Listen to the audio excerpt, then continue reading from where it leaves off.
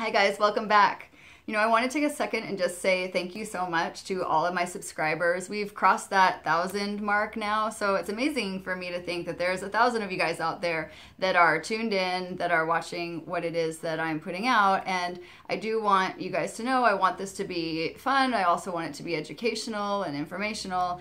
And if there is anything you guys ever want to see, a deck you want to see me open, a topic you want me to talk about, don't hesitate to leave a comment. So I do want to go ahead and talk about something today that's going to be a little bit different from what you guys might be used to seeing on this channel, but it is a subject that is talked about so much and is really kind of like a sort of metaphysical buzzword, and then at the same time there is tons of just confusion about the reality of what this actually is. And what I'm talking about today is cord cutting.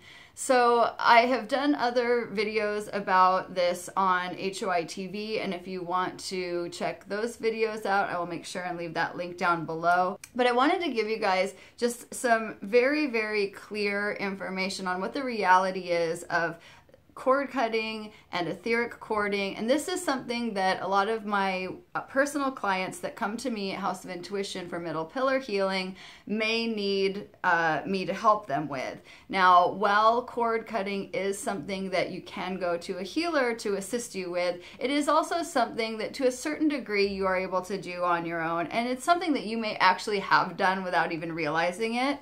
So we're going to get into it today. What is etheric cording? What does it mean to do a cord cutting? And let's go ahead and start with just figuring out what is the area of our body that this even connects to. So we have multiple things that make up our composition besides our physical body, of course. We have our mind, our mental body. We have our feelings, our emotional body. And we also have what is called our etheric body. Now, most people understand the mental body, where it is that all of the thoughts and ideas are around in our energetic field, and we understand our emotional body, it's our moods and feelings, right? But not a lot of people have a real clear understanding of what the etheric body is. So basically, the etheric body is kind of like an energetic scaffolding that's around your physical body that holds the imprint of all of your history. So it holds all of the things that have ever happened to your physical body. There's an imprint of that on the etheric body. It holds all of the relationships that you've ever had. It's basically like your energetic memory, and it is the underlying energetic form that your physical body is built upon. And it is also what helps to transfer pranic energy, life force energy, into your physical body. So oftentimes there can be an issue in the physical body, and regular science has no kind of conclusion as to what the problem is. They say, I don't know, we did the tests and there's nothing wrong with you. It can be evidence of there being an issue in one of the subtle bodies, in the emotional or mental or etheric body. And through that etheric body, the things that go on in our mental and emotional body kind of trickle down and connect down to the physical. And when things are left unchecked, that's when pain can manifest in the body. And, you guys know what that looks like. I mean, there's a reason why there's the word heartache. It doesn't mean that you actually have had an injury to your physical heart, but you've had an emotional injury, and it feels like an actual pain in the chest, right? Let's use this analogy to understand our etheric body a little bit better. So think of yourself as a restaurant, okay? So the actual building, the physical building of the restaurant, that's your physical body, okay? It's the walls, it's the kitchen, it's the booths. Now, the emotional body would be like the vibe of the restaurant. What does the ambiance look like? What is the mood? What is sort of the feeling that you have when you go there, right? Now, the mental body would be all of the information about the restaurant. What kind of food is there? What is on the menu? What are the hours that are open? So all that sort of like quantifiable stuff about it. What is the address? Where is it located? All of that would reside in the mental aspect. Now, the etheric aspect would be like all of the people that go there. If you think of a restaurant, there can be like what the restaurant owner intended when they originally opened the restaurant, right? But that is going to be influenced by the clientele. In one hand, you know, you could even think of it as like the neighborhood that the restaurant is in is going to influence what business is like, and the kind of people that go there, and all of the conversations that have ever happened there, right? They would be in the etheric body of the restaurant. All of the first dates that ever happened there, you know, all of the times that people met, and all of the meals that were shared, the whole history of the restaurant. So do you guys understand now what the etheric body is? And you can also imagine that it is very affected by the opinions and the views of the people that would go to the restaurant, and the restaurant might then try to cater to their clients, to their customers, right? Now, if you could imagine that sometime that restaurant might want to start serving a different kind of food, people might be kind of surprised by that, and they might think, no, we think of that restaurant as this is what they serve. So as soon as that restaurant wants to start serving something else, it can meet a little bit of resistance based on what the view is by the consumers, right? So let's step away from the analogy and talk about this in terms of you as a human being, right? So your etheric body holds all of your personal history, and it holds all of the opinions and viewpoints of people that have had enough experience with you in your life that they have formed an opinion about you and that they have a feeling about you. So they would be able to determine who they think you are. And that is a projection that is sent towards you, who that person thinks you are and what they think about you. Now, you will send that projection back as far as what you think they think, because what people perceive about us is not necessarily what we think that they see, but we get an idea of it anyway, right? Now, that is also doubling back the opposite direction, because you will also have an opinion about that person and what your perspective is.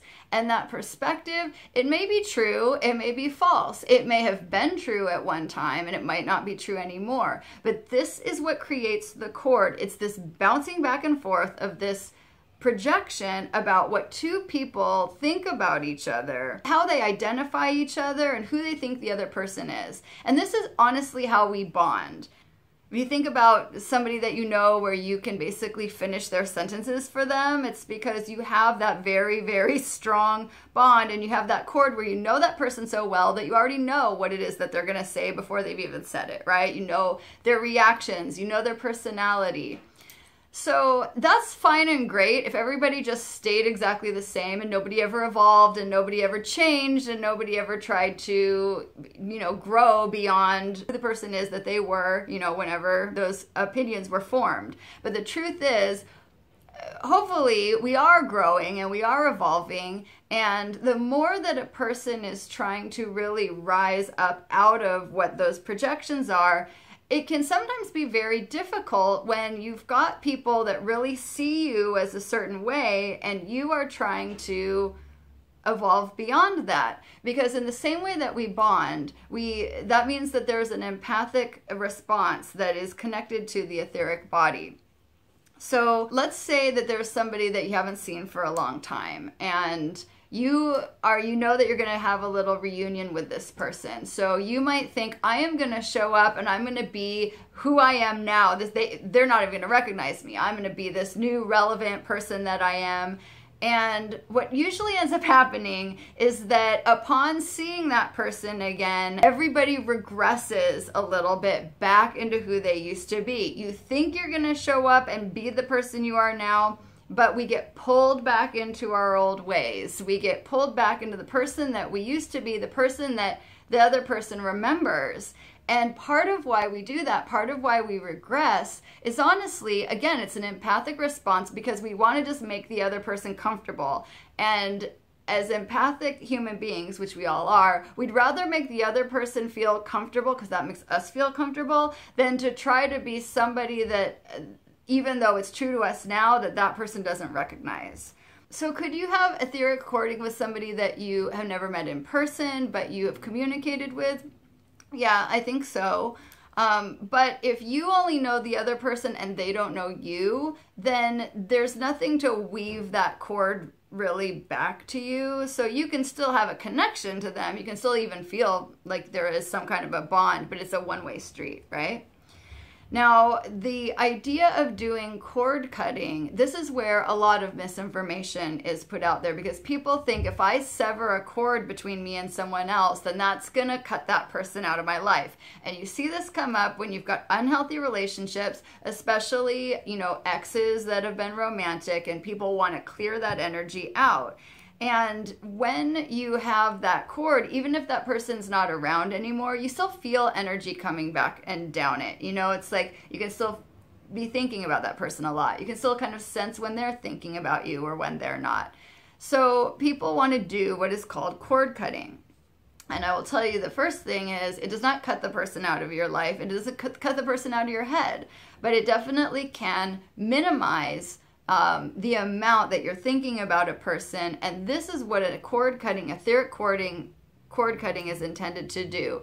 It is not to remove the person, it is to remove the projection bouncing back and forth from both ways about who that person is and who they think you are, so that all parties involved have the right to evolve into who they are truly becoming, and not to feel held back and hindered by some old version of themselves. So you can be etherically corded at certain locations on your physical body. And I have seen cording at the ankles when people have somebody that they're connected to. Think about your ankles being a place that would correspond to how you take your next step forward in life. If you have somebody that's constantly pulling you backwards and constantly got you thinking about your past, or always connecting you to a version of yourself in the past that's not even relevant anymore, you can be corded with them at the ankle, and you can feel that it's very, very hard to move forward. You can also be corded at the arm if you have somebody that's constantly trying to pull you one way or another direction based on who that person thinks you are, or thinks what they think you should be. You don't want to feel like you have these Pinocchio strings pulling you all over. Another good example is sometimes with parents. Parents have their idea of who we are, and it's usually kind of stops being formed by the time we move out of the house. So I moved out of the house when I was 17. There is this sense that at that point I had this full idea of who my parents were and they of who I was. And even my little sister, who's 5 years younger than me, there is that part of me that will always kind of think of her as that 12-year-old child, even though she's like a fully grown woman. And so those etheric concepts of each other get set very, very early. And that's why, again, sometimes you go back around your family, and even though you're a fully grown adult, you feel yourself kind of like acting sort of childish again, or maybe getting upset or being immature about things. So another misconception is that you never do cord cutting between a parent and a child. I've heard that. I think that some books might tell you that. In my experience, which I have been doing one-on-one work with clients for since 2012, so for 6 years, and I have found that sometimes etheric cording between people and their parents is what's absolutely needed, because parents feel that they have an idea about who their child is or who their child should be that actually is not what is best for that person. Now, when I say child, I'm talking about grown adults. And remember, cord cutting is not taking that person out of your life. It's just clearing the projection that's bouncing back and forth. So it's nothing disrespectful, and it's nothing that's meant to be damaging to the relationship. Now, what I will say is that I do not think it's appropriate to do a cord cutting between a young child and an adult. So I've never I have yet to find a situation where that would be appropriate. Maybe that would if the child was abused or if there was some other kind of traumatic situation. That would be a very, very special situation. But typically what I find is that young children and adults don't need to have cord cutting. And I think that's because the child is still developing in a way where those sort of projections are not so locked in. You know, there's still a lot of leeway that people allow for a child to grow into who they're becoming. So I'm sure that you're wondering, what are some of the ways that you can clear etheric cords? Well, I want to tell you, before I tell you how to do it, I want to give you some really, really important advice for what to do afterwards, because the etheric clearing is not going to help at all, and the cord cutting is not going to help at all if immediately afterwards you go right back to focusing on this person, fixating on this person, calling this person. You have to make the agreement with yourself that once that is cleared, you're going to leave it, let it be, okay? So one of the things that I find is that sometimes people get an etheric cord cutting and the person on the other end that may or may not be aware that it's happening, they feel it. They have a reaction. You guys know exactly what this looks like. When you, let's say you go through a breakup, you know that day where you finally did not think about that person for 24 hours? It might be a month after the breakup, but you finally went like a whole day and you didn't think about that person. What happens? That's when they reach out to you. All of a sudden, there they are, texting you, reaching out, going, oh, wait. Everyone's sensitive to a certain degree, and they feel when you've let them go. Well, in that moment, basically what you did is you cleared that cord. You finally let that go. And there is a certain amount that the etheric body will clear itself in time. But people feel it. And what they're feeling is, I'm no longer getting your attention coming down that line. And you know, there's a part of the body that hates cord cutting. Absolutely hates it. And it's your ego. Because the ego thinks, I know everything. This person is exactly who I think they are and will never change. And of course, that's not true. But when the ego thinks that and suddenly that projection is cleared and that person says, no, I'm releasing that, the ego can have a reaction and it can scramble to try to reconnect the cord. So that's when you see somebody reaching out. So what I want you guys to think of is, if you do a cord cutting with somebody, there is a good chance that that person might have a reaction.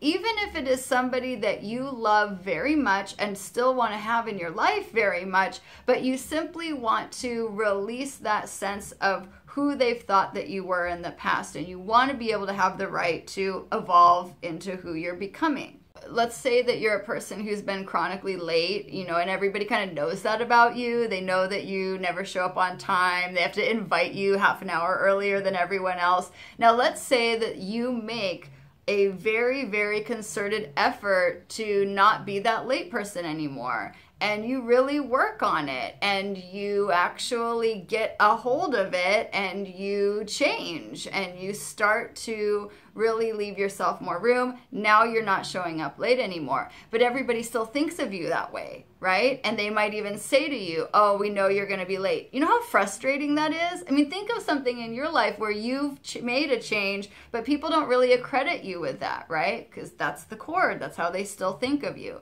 So sometimes we need to do cord cutting with people that we still love very much, but they just have this old, outdated way of thinking about us. So as I said, remember that after you do it, just leave it alone and don't pick up that call. Don't reach out to that person. Know the difference between somebody reaching out from their ego and someone reaching out from their heart. Because the ego will say this, give me attention. Look at me. Oh, hey, it can look innocent. Oh, hey, I was just thinking about you. What's going on with you? Just wondering what's up. That's somebody reaching out from their ego. They basically just want your attention. Now, if somebody is reaching out from their heart, that would look like this. I don't need anything from you. I just want you to be happy. I just hope that you're good. You don't even need to write me back. I am just sending you love. They don't want your attention. They don't need anything from you. Sometimes it can be a little tricky to tell the difference, but in your heart, you will know. So some techniques to do this etheric cord cutting. A big part of this is going to be your own personal affirmations and the strengthening of your etheric body, which is done with the element of fire. Each of the subtle bodies corresponds to an element, and fire is the element that corresponds to the etheric realm. So you can begin by lighting a candle, doing it with an intention, and making a statement. A statement that you might want to make is, I release any old, outdated versions of myself and any cords attached to them, so that I do not need to be hindered, limited, nor defined by my past, nor by any other person, group, place, thing, or situation which is not in alignment with my greatest good and my present intentions.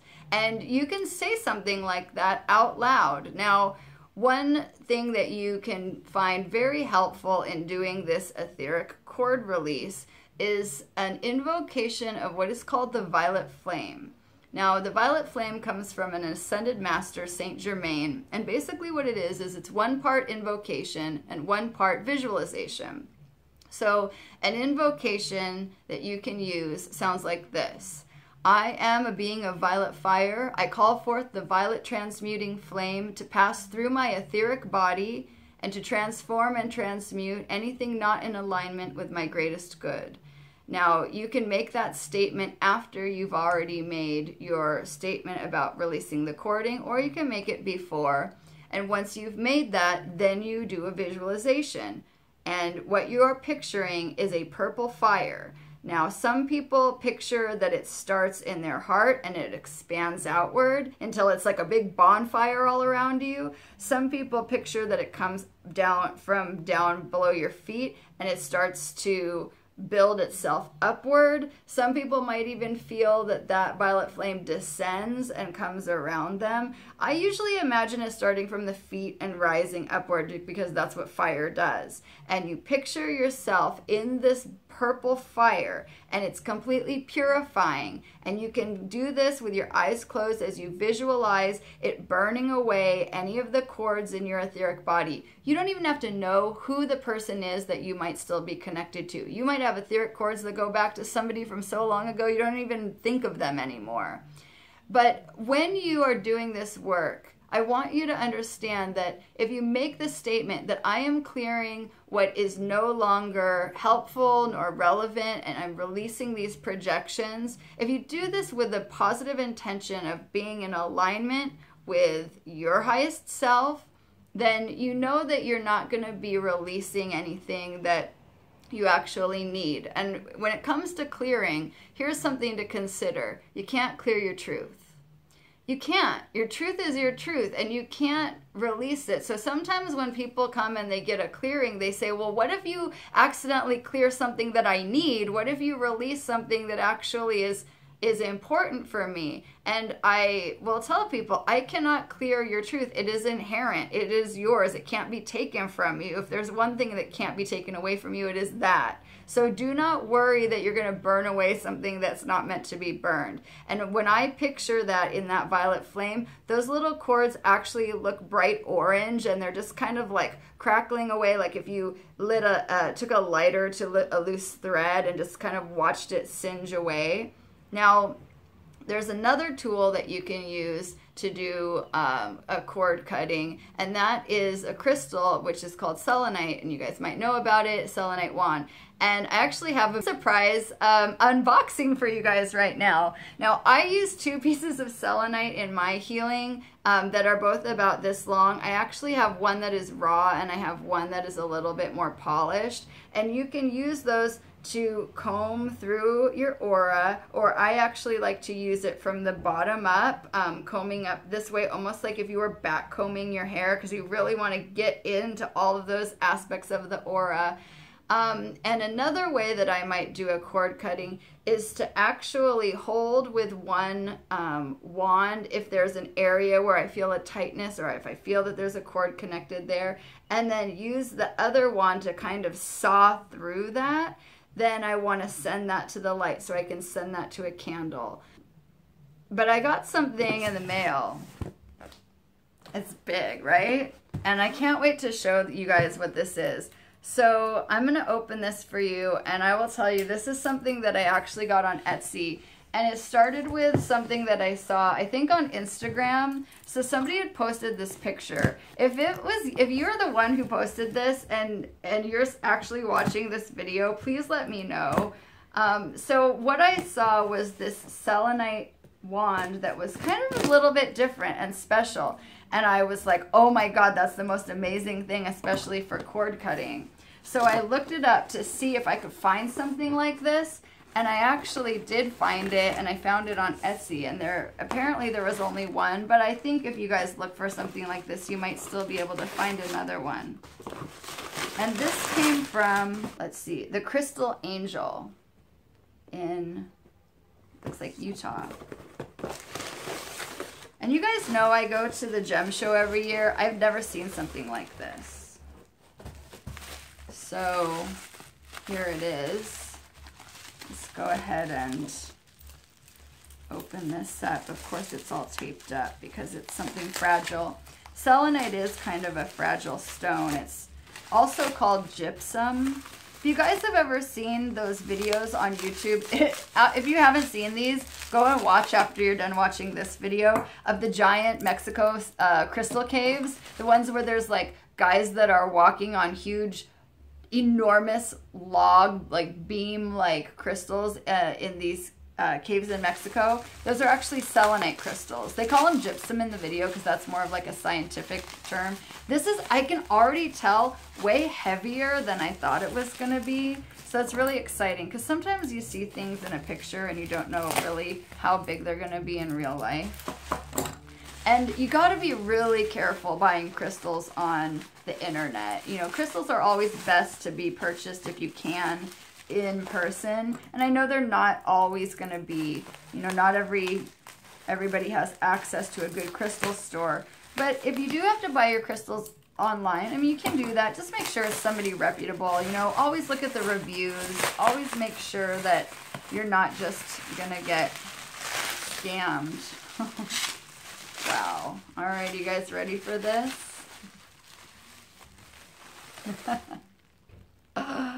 Yes. So it's this giant selenite knife. Oh my goodness. Is this not the coolest thing you guys have ever seen? So it's actually, like I said, there is really some weight to this thing.